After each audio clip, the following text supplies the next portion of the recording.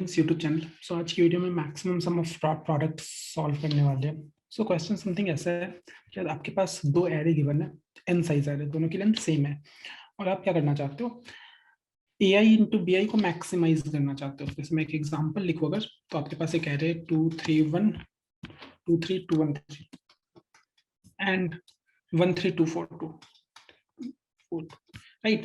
तो आपके पास array A ये रहा एंड ये आपका एरे बी। अब क्या गिवन है, क्या अलाउड है, क्या एरे ए के किसी भी एक सब एरे को आप रिवर्स कर सकते हो, एट मैक्स एक को, ऐसा नॉट नेसेसरली आपको एक रिवर्स करना ही है। एट मैक्स एक सब एरे को आप रिवर्स कर सकते हो। आपको बताना है क्या रिवर्स करने के बाद कॉरेस्पॉन्डिंग इंडेक्स के प्रोडक्ट को आप मैक्सिमम कितना बना सकते हो। बेसिकली कौन से सब एरे को रिवर्स करना है वो आप चूज करो such that A I into B I maximum हो जाए। सिंपली है, राइट। तो एक सिंपल सा फंडा तो हम ये कर सकते हैं कि यार एन स्क्वायर सब एरेज होते हैं, राइट। एन स्क्वायर के ऑर्डर के होते हैं, N into N minus one by two होते हैं। तो हम क्या कर सकते हैं कि भाई सभी सब एरे को पहले तो विदाउट रिवर्सल एक बार चेक कर लो यार प्रोडक्ट क्या है। उसके बाद सभी सब एरे को वन बाय वन रिवर्स करो, मल्टीप्लाई करो एंड चेक करो, कॉम्प्लेक्सिटी एन क्यूब हो जाएगी। इसे चूज करा, इतने पार्ट को, लाइक इतने पार्ट को चूज करा, इसे रिवर्स करने के लिए एक्चुअली आपको एरे को रिवर्स करने की जरूरत नहीं है, बस पॉइंटर रिवर्स कर दो, राइट। जैसे इसे चूज करा तो एक पॉइंटर इसके एंड में रख लो, इस सब एरे के, एक इसके स्टार्टिंग में रख लो और ऐसे मल्टीप्लाई कर दो। बाकी सारे वो कॉरेस्पॉन्डिंग इंडेक्स में मल्टीप्लाई होंगे। और इसका एक हमने प्रीफिक्स प्रोडक्ट रख रखा होगा। देखो एन क्यूब की बात करते हैं अच्छे से, एन क्यूब की हम बात करते हैं, फिर एन क्यूब को हम ऑप्टिमाइज करेंगे, राइट। तो मैंने क्या बोला, क्या सबसे पहले पता है मैं क्या करूंगा, एक बनाऊंगा प्रीफिक्स प्रोडक्ट एरे और प्रीफिक्स सम लेट से बोलते हैं। ये प्रीफिक्स सम एरे कैसा है, कॉरेस्पॉन्डिंग इंडेक्स को मल्टीप्लाई करो एंड इसका प्रीफिक्स सम ले लो। Basically 2 2 plus 9 11 11 plus 4 15 plus 4 19 plus 6 25, that is 2 11 15 19 25। ये हमने ले लिया प्रीफिक्स सम, ओके। अब प्रीफिक्स सम हमने ऐसा बना दिया। अब मैं क्या करने वाला हूँ, अब एन क्यूब अप्रोच की बात कर रहा हूँ, एन स्क्वायर की भी नहीं कर रहा हूँ, एन क्यूब अप्रोच की बात कर रहा हूँ। तो मैं क्या करूंगा, सभी सब एरे को वन बाय वन चूज करूंगा। जैसे इसे चूज करा तो एक लेंथ वालों को तो हटा दो, एक लेंथ को तो रिवर्स करने का कोई सेंस भी नहीं है, राइट। दो को चूज करा तो ये सब एरे। अब इसमें मैं पॉइंटर ऊपर वाले में स्टार्टिंग से ट्रैवल करवाने लग जाऊंगा और नीचे वाले में एंड से, और रादर फर्स्ट एरे में एंड से और सेकंड एरे में स्टार्टिंग से, इन्हें मल्टीप्लाई करूंगा 3, फिर एक इसका प्लस और इसे माइनस, 3 इंटू 2 6, तो 9 आ गया। तो बेसिकली ये पता मैंने क्या कर दिया, 2 एंड 3 को रिवर्स करा। अगर इसे रिवर्स करोगे तो देन जो कॉरेस्पॉन्डिंग इंडेक्स में मल्टीप्लाई होगा वो सब मैंने ट्रैवल करते हुए निकाल लिया, राइट। अब बाकी सारे ये एज इट इज मल्टीप्लाई होंगे, इसका सम मैं ओ ऑफ वन में निकाल पाऊंगा। कैसे, इसके कॉरेस्पॉन्डिंग इंडेक्स के प्रोडक्ट का सम हम O1 में निकाल पाएंगे प्रीफिक्स सम एरे को यूज करते हुए। सिंपली 25 माइनस 11 दैट इज 14, देख सकते हो 4 प्लस 6 इज 14, तो वो O1 में आप निकाल सकते हो।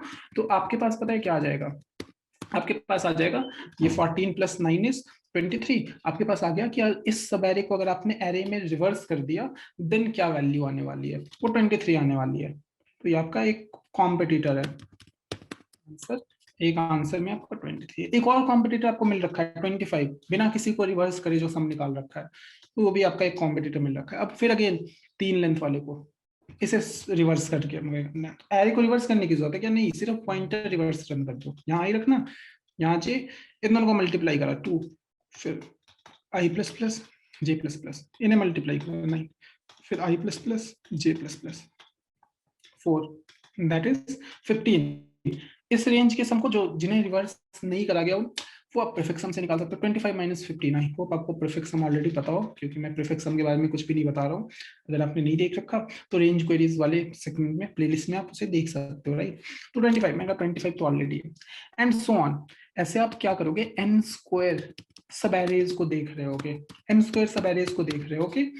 और एक सब एरे के लिए कितने का काम कर रहे हो, O ऑफ एन, वही बेसिकली ट्रैवल कर रहे हो सभी सब एरे पे। तो एन क्यूब में आप इजीली ये काम कर सकते हो। बट एन क्यूब अलाउड नहीं है। क्रॉस क्यों लगाया? क्योंकि एन क्यूब अलाउड नहीं है। कैसे पता मुझे? एन की वैल्यू 5000, 5 इंटू 10⁻3, 5 इंटू 10⁻3 का क्यूब करोगे, this is something 10⁻9 into 125, around 10⁻11 operations, which is not allowed। 10⁻8 to 10⁻9 operations allowed होते हैं सिर्फ 1 सेकंड में।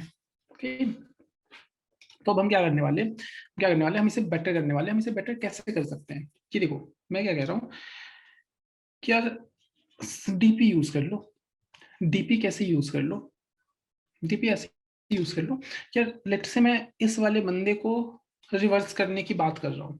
अगर इस वाले बंदे को हम रिवर्स करने की बात कर रहे हैं, क्या इसे रिवर्स करके इससे मल्टीप्लाई करने पे क्या वैल्यू आ रही है? ओके, इसे रिवर्स करना है, एक एग्जांपल के फॉर्म में मैंने लिया। तो जब हम इसे रिवर्स करते हैं तो ये 3 इस 1 से मल्टीप्लाई होता है एंड फर्स्ट 2 इसके लास्ट से मल्टीप्लाई होगा। तो ये दोनों 7 दे रहे हैं, ये दोनों 7 देंगे। और हमारी प्रॉब्लम पता है किसमें रिड्यूस हो जाती है? क्या अगर आप 0 से 4 तक को रिड्यूस करना चाहते हो, देन 0 को इसके लास्ट से मल्टीप्लाई करो, इसे इससे मल्टीप्लाई करो एंड उसमें ऐड कर दो। बेसिकली 7 आ रखा है, उसमें ऐड कर दो। क्या ऐड कर दो? 1,3 का जो आंसर आ रहा है। बेसिकली 0,4 को रिवर्स करना है, बेसिकली 1 to 3 को रिवर्स करना प्लस फर्स्ट एंड लास्ट वाले बंदों का मल्टीप्लीकेशन। अब फिर 1 to 3 को कैसे आप सब प्रॉब्लम में रिड्यूस कर सकते हो? 1 से 3 को रिवर्स करना है बेसिकली इसके फर्स्ट को दूसरे वाले के थर्ड इंडेक्स से मल्टीप्लाई करो, इसके थर्ड को दूसरे वाले के फर्स्ट इंडेक्स से मल्टीप्लाई करो and i plus 1 j minus 1, basically 2,2 उसमें ऐड करो। क्या ऐड करो? a का ith बंदा इंटू b का jth बंदा प्लस a का jth बंदा इंटू b का ith बंदा। और अगर मैं सब प्रॉब्लम को अच्छे से लिखूं तो i से j अगर आप कैलकुलेट करना चाहते हो, क्या रिवर्स करने के बाद क्या कंट्रीब्यूट करेगा? That is nothing but equal to a के ith बंदे को b के jth बंदे से मल्टीप्लाई करो। क्यों? रिवर्स होकर फर्स्ट वाला बंदा लास्ट में जाएगा, फिर a के jth बंदे को b के ith बंदे से मल्टीप्लाई करो। और i j मैं यहाँ पे बनाकर भी दिखाता हूँ, ये i है मेरा, ये j है। तो इसे इससे मल्टीप्लाई करा मैंने। क्यों? ये रिवर्स कर रहा हूँ, i से j वाले बंदे को रिवर्स कर रहा हूँ, तो फर्स्ट बंदा लास्ट में जाएगा ऑफ कोर्स, देन इसका लास्ट वाला बंदा फर्स्ट में जाएगा रिवर्सल की वजह से। j स्टार्टिंग में चला गया, तो मैंने 2 मल्टीप्लाई कर दिया, 3 1 मल्टीप्लाई कर दिया एंड आपकी सब प्रॉब्लम किसमें रिड्यूस हो जाएगी? i का +1 कर दो एंड j का -1। कि भाई इस रेंज की चीजें अगर आपको पता है, देन i +1 और j -1 करूंगा, उसका अगर आंसर पता है तो आपको i और j का भी आंसर पता है, राइट? ये हम करने वाले हैं। तो पॉइंट इज क्या इससे फायदा क्या होगा? i, j का आंसर जब मैं निकाल रहा हूँ ना, तो मैं n सब एरेज का आंसर निकाल पाऊंगा। i, j को कैलकुलेट करते टाइम मैंने O of n का काम करा होगा। क्यों? i +1 j -1 i +1 j -1 करता हुआ जा रहा हूँ एंड i +1 j -1 करते करते O of n में मैंने n सब एरेज को रिवर्स करके आंसर निकाल लिया है, क्योंकि i, j के लिए i +1 j -1 की रिक्वायरमेंट है। तो इसके आंसर को भी मैं कैलकुलेट करूंगा। अब इसके आंसर को मैं कैसे कैलकुलेट करूंगा? वही वाला फंडा। क्या i +1 j -1 को लिए फिर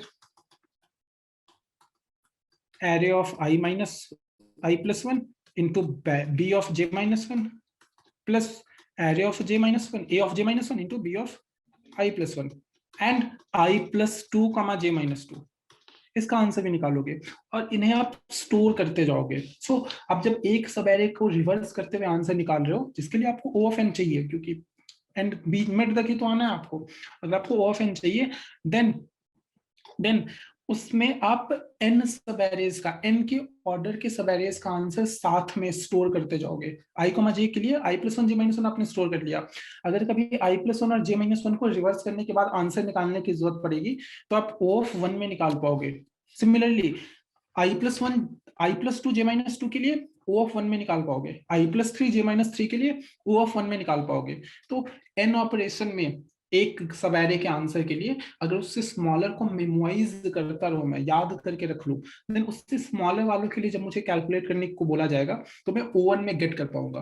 और ऑफ कोर्स मैं क्या करने वाला हूँ, सभी सब एरे को तो रिवर्स करने ही वाला हूँ। तो i, j अगर मैं स्टोर कर लूंगा तो स्मॉलर वाले की रिक्वायरमेंट कभी ना कभी तो आने ही वाली है, अगर कभी ना कभी आने वाली है तो उसे दोबारा कैलकुलेट नहीं करूंगा।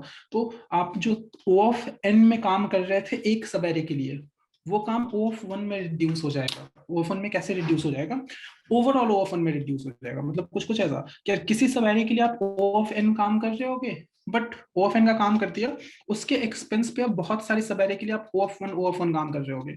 तो ओवरऑल जो एवरेज केस, एक सवारी को रिवर्स करने की चीजें निकालने की कॉम्प्लेक्सिटी जो हो जाएगी वो O1 हो जाएगी। क्या जैसे आई कॉमा जे के लिए आपने सब प्रॉब्लम रिड्यूस करा और रिड्यूस करा और रिड्यूस करा, वो फिर का काम करा, बट अब इन सभी के लिए आपको दोबारा काम करने की जरूरत नहीं है, क्योंकि आपने एरे में स्टोर कर रखा होगा, डायरेक्टली वहां से गेट कर लोगे। तो ओवरऑल एवरेज केस में सभी, क्योंकि सभी सवेरीज निकालनी है हमें, तो एक बहुत एक्सपेंसिव काम करो OFN का, उसके एक्सपेंस पे बहुत सारे बंदों का आंसर O1 में निकालते रहो। ये करना है हमें बस, ये हमें बस करना है। तो इसे मैं आपको जल्दी से लिख कर दिखाऊंगा। Let's see.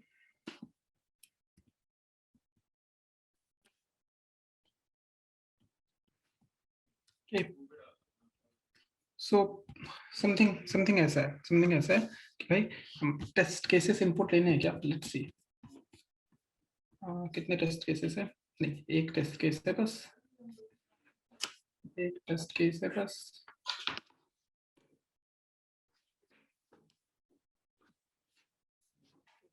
मैं क्या करने वाला हूँ, इसे पहला मैंने 1 int n,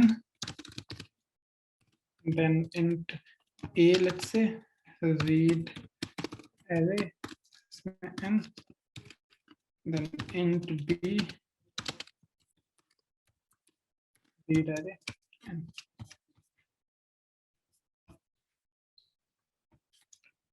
राइट, सो ये और भी मैंने इनपुट ले लिया। अब मैं क्या करूंगा, सबसे पहले अच्छा वैल्यूज, यार इसे लॉन्ग बनाओ। क्यों लॉन्ग बनाओ? क्योंकि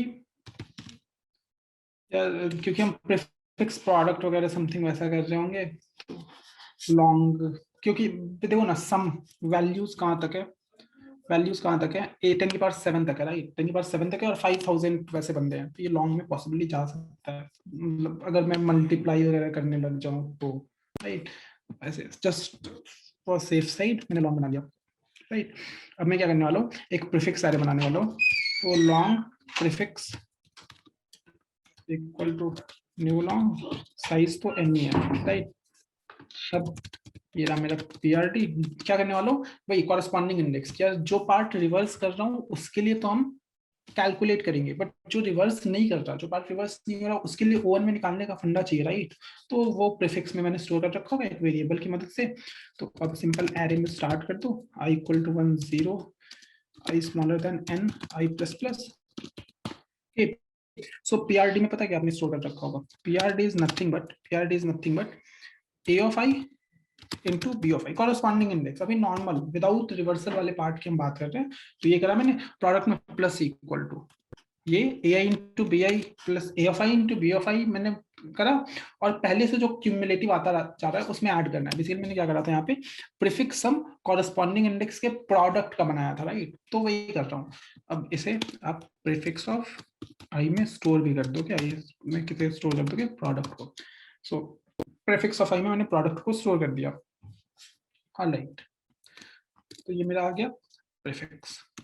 अब n स्क्वायर अलाउड है वैसे, राइट, n स्क्वायर अलाउड है, तो सभी सवेरे पे तो मैं जाऊंगा ही, सभी सवेरे पे मैं जाने वाला हूँ। तो for int i equal to 0, i smaller than n, i plus plus, for int j equal to i plus 1, j smaller than n, और j प्लस प्लस, सभी सवेरे को ऐसे मैं सिंपली प्रोसेस कर दूंगा।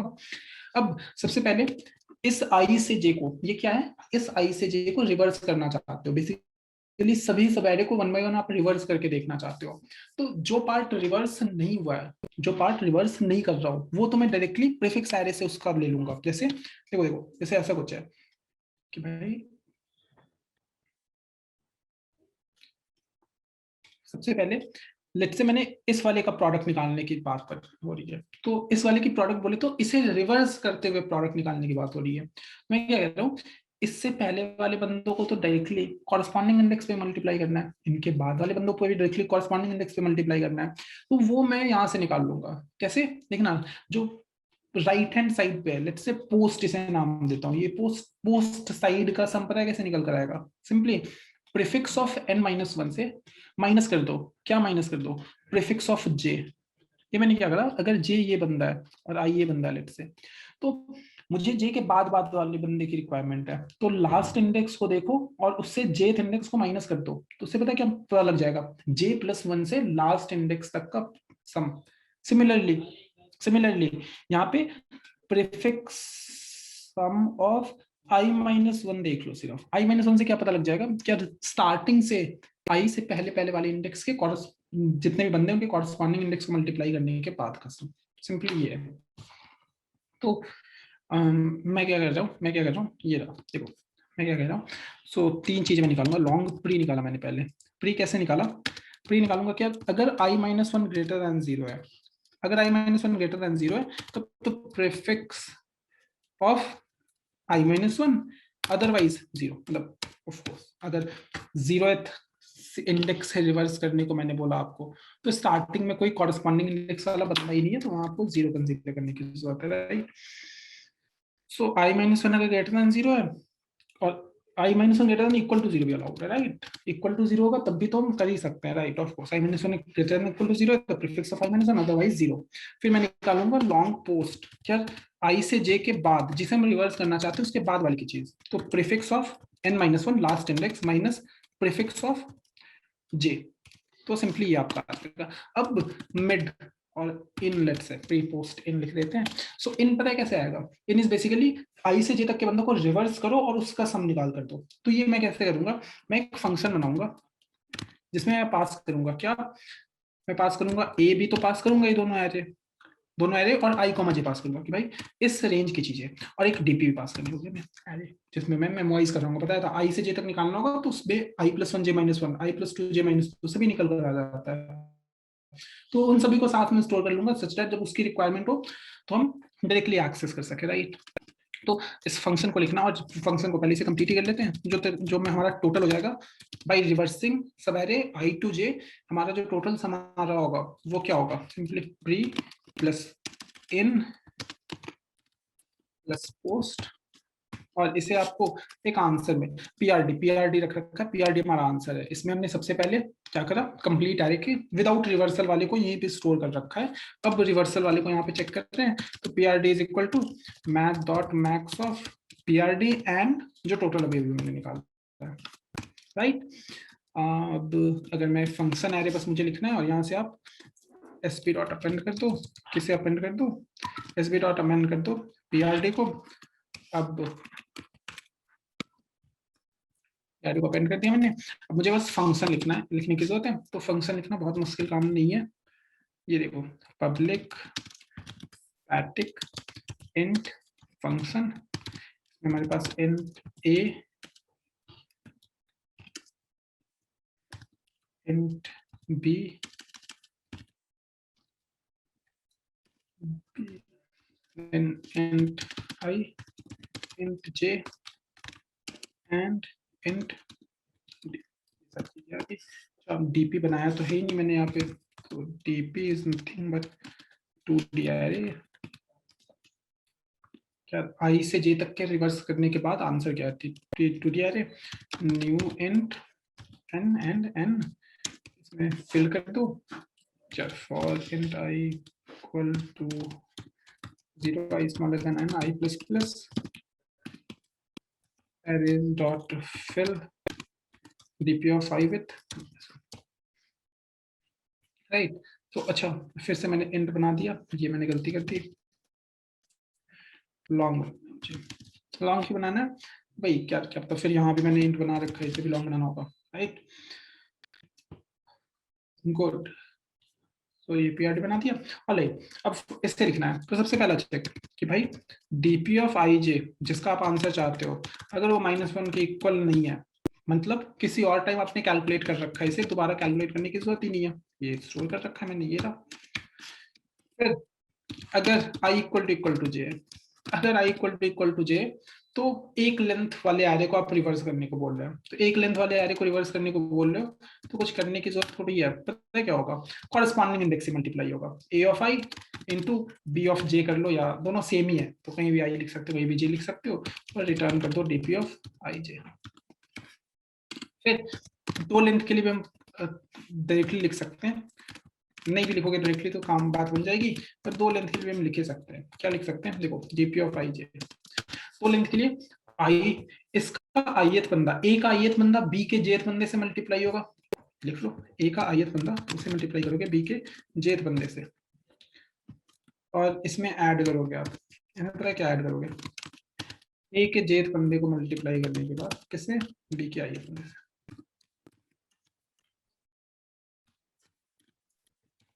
राइट, एंड रिटर्न कर दो DP of I J. Finally अब आई कॉमा जे की लेंथ दो से ज्यादा है, दो के लिए भी ऐसे आप कर सकते हो, बट से दो से ज्यादा है, दो के लिए भी अलग से ही हैंडल कर लिया।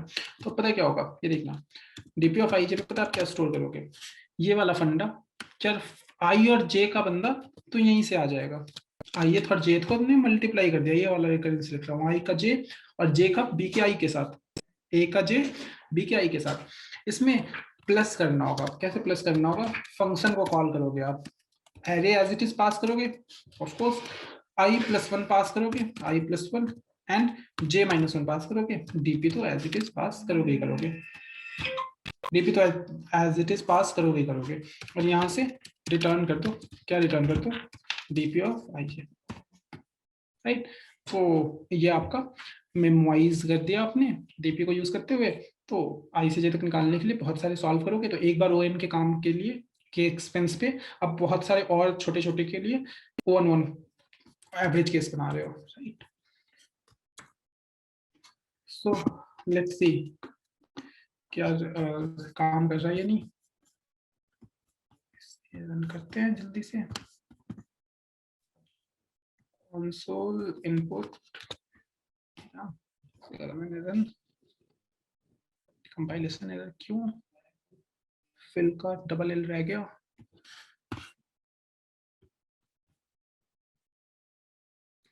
लॉन्ग इन FUNC है सिर्फ, अभी FUNC लिख रखा होगा मैंने, सी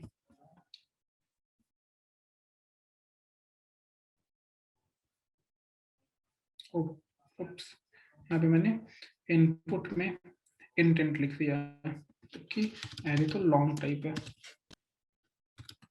फिर यहाँ भी मुझे लॉन्ग रिटर्न करने की जरूरत है, आज लॉन्ग रिटर्न करने की जरूरत है, फिर टीपी में भी मुझे लॉन्ग बनाने की जरूरत होगी, लॉन्ग लॉन्ग किधर बना रखा है, लॉन्ग टीपी बना रखा है बिल्कुल से, तो यहाँ पे लॉन्ग रिटर्न लॉन्ग बना दो, पॉइंटर्स तो एनटी हो गए,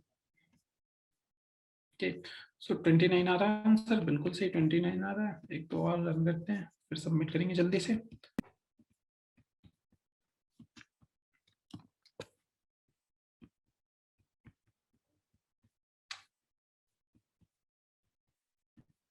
वन सेवेंटी फोर बिल्कुल परफेक्ट,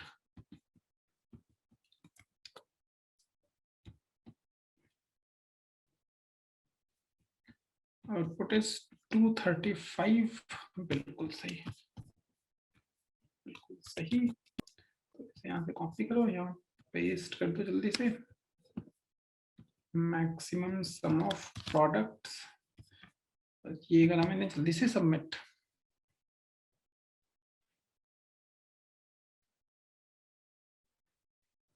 ओके सो ये एक्सेप्ट हो गया, ओके सो ये था आपका मैक्सिमम सम ऑफ प्रोडक्ट्स।